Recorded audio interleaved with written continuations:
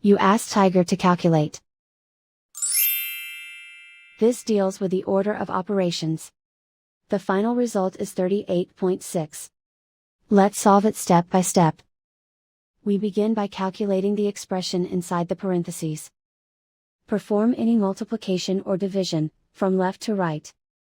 3 times 5 equals 15. Calculate any addition or subtraction, from left to right.